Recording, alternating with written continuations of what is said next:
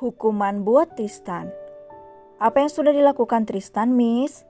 Tanya Tania tanpa menyapa wali kelas Tristan terlebih dahulu. Wanita itu juga memperlihatkan raut wajah angkuhnya. Miss Sinta tidak langsung menjawab. Guru wanita itu justru mengernyitkan keningnya, merasa wanita di depannya itu sama sekali tidak memiliki sopan santun dan terlihat memandang rendah dirinya. Silakan duduk dulu, Ibu. Sinta masih berusaha untuk ramah, selayaknya seorang guru yang profesional. Tanpa mengucapkan terima kasih, Tania menarik kursi dengan sedikit kasar dan mendaratkan tubuhnya duduk di kursi itu. Cepat katakan saja, Miss. Aku tidak punya banyak waktu soalnya.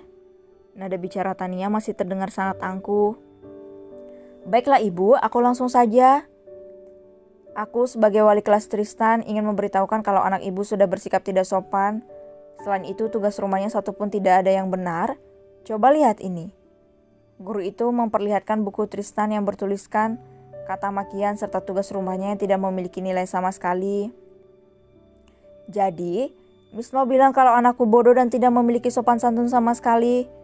Aku tidak yakin kalau tugas anakku ini salah, atau Miss yang salah memeriksa. Coba periksa ulang.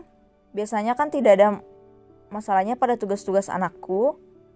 Tanpa mau memeriksa di mana kesalahan Tristan, Tania dengan santainya langsung menutup buku itu dan melempar buku itu tepat ke depan guru. Miss Sinta masih terlihat berusaha untuk tenang walaupun sebenarnya sudah ada rasa amarah yang timbul di hatinya.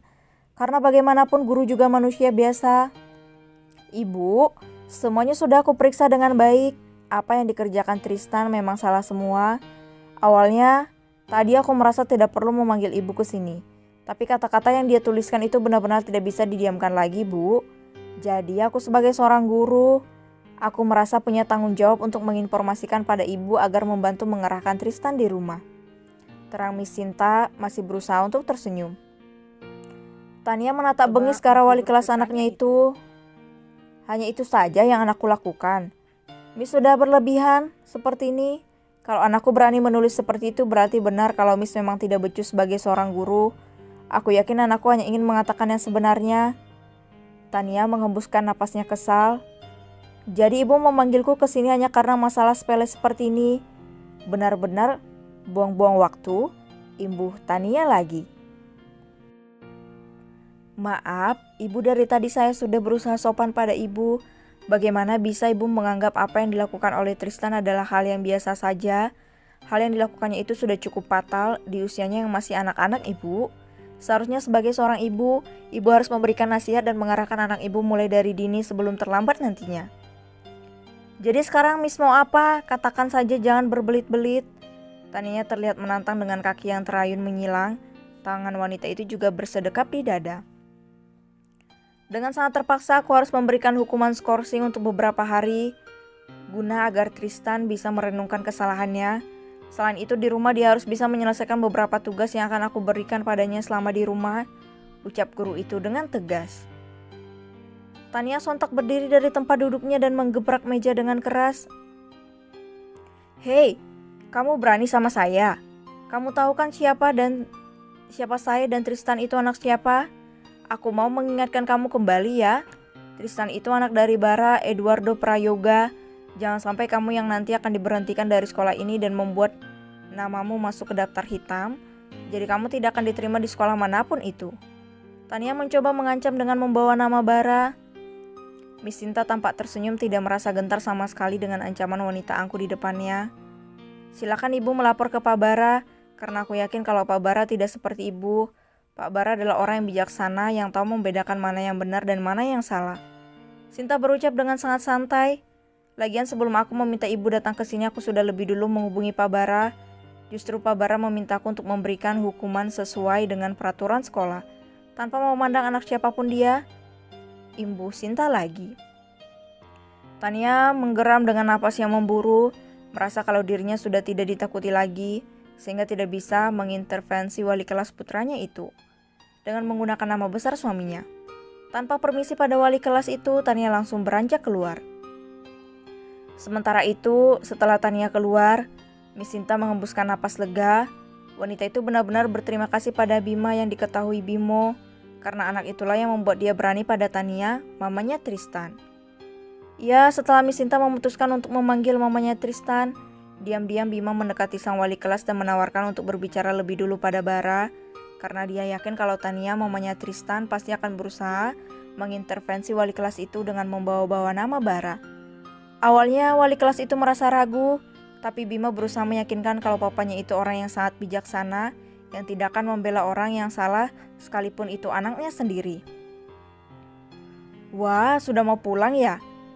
Kamu punya privilege untuk cepat pulang atau lagi dihukum? Sindir Bima ketika Tristan lewat di depannya bersama Tania mamanya. Diam kamu anak pungut, ini semua ulah kamu kan? Tania buka suara memelototkan matanya. Wah, ketahuan deh, gak seru ah. Saut Bima memasang wajah pura-pura kesal. Namun tiba-tiba sudut bibir anak kecil itu kembali menyunggingkan senyum sinisnya. Tante benar, itu memang ulahku, ucap Bima santai.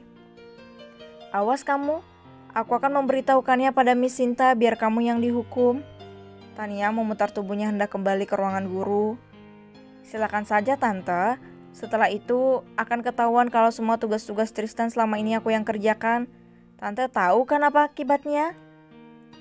Langkah Tania kembali terhenti. Wanita itu kembali memutar tubuhnya dan menatap Bima dengan tatapan seperti ingin menelan anak itu hidup-hidup. Kamu benar-benar sudah sangat lancang dan berani ya? Apa kamu merasa sombong karena Mas Bara selalu membelamu? Hah? Bisa dikatakan seperti itu sih tante, ini suatu kebanggaanku. Karena aku yang kalian panggil anak pungut ini lebih diperhatikan daripada anak tante yang katanya anak kandung, ucap Bima dengan santai. Kamu?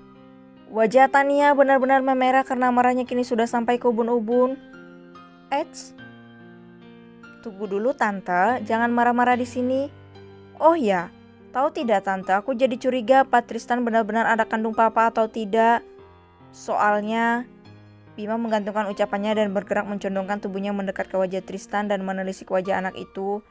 Soalnya dia tidak ada kemiripan sedikit pun dengan papa. Justru yang aku lihat malah ada kemiripan dengan... Siapa itu? Supir pribadi tante? Oh iya, Om Dito. Dengan sengaja Bima mulai sedikit mengeluarkan sindiran. Tania tanpa sadar meneguk ludahnya dengan kasar mendengar ucapan Bima. Diam kamu, jangan asal bicara. Ayo Tristan. Tania menarik tangan Tristan yang dari tadi hanya diam saja tidak seperti biasa. Ketika Tania dan Tristan hendak melewati tempat Bima, tangan kecil Bima sontak menahan pundak Tristan. Hei, kamu dapat tugas rumah yang banyak ya? Apa kamu masih mau aku menyelesaikannya? Kalau iya, kamu tahu kan hasilnya bakal apa? Ejek Bima sembari mengerlingkan matanya. Tania sontak menepis tangan Bima dari pundak Tristan dan menarik kembali tangan putranya itu meninggalkan Bima. Brengsek, anak itu benar-benar bukan seperti anak kecil lagi. Dia seperti orang dewasa yang bersembunyi di balik tubuh anak kecil. Umpat Tania dalam hati yang tidak sadar mencengkram kencang pergelangan tangan Tristan hingga membuat putranya itu meringis kesakitan.